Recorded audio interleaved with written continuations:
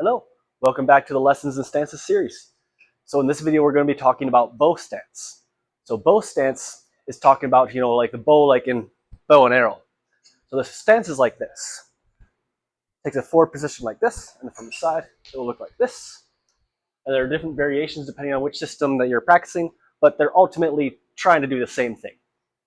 So the idea of bow stance, we can get in again the terminology of the bow. Some people call it the bow and arrow stance. So some depict archers, in if you look into historical scribe work, you'll see archers drawing their bow, and they use a good stance for which to draw the bow, because a lot of those bigger bows, they require a lot stronger of a drawstring, so you need to really get into your legs in order to draw those suckers, right? In a martial arts context, right? It's similar in the idea, but metaphorically speaking, your legs are the bow that's being drawn. Because the key to how a bow and arrow works, right, is it doesn't just push, you don't push the arrow forward. You draw it back, and then when all that potential energy is created, you release the drawstring, and then that flies your arrow, right?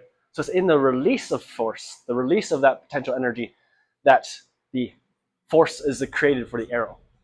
So in this case, the metaphor speaking is your legs are the bow that's being drawn, and you yourself are the arrow that's being flung. So it's very much a forward heavy stance. Doesn't mean it can't do anything from side to side, but its strength is on this forward direction, so to speak. It's basically the stance of walking, right?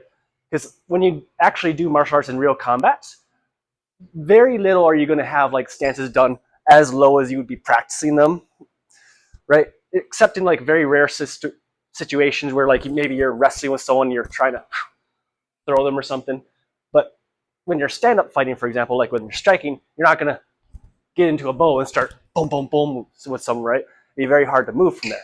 So instead, you'd be a little bit more here, right?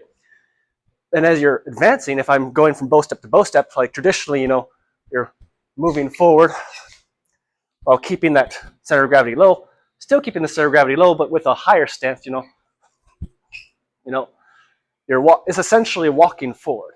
So it has this forward energy, so to speak. And again, this idea of releasing potential energy is the key here, because we still practice stances in static ways, like when we just sit in our stances, so to speak. But as told within the previous lessons, we don't sit in the stances, we're not standing in the stances. It's as if we're frozen in time as we're about to move. So while I'm here, I'm actually trying to move into my next bow stance, but that we're momentarily frozen in time, so to speak. So I'm still activating my legs as if I'm pushing out of that back foot, and this front foot is kind of holding me in place, right?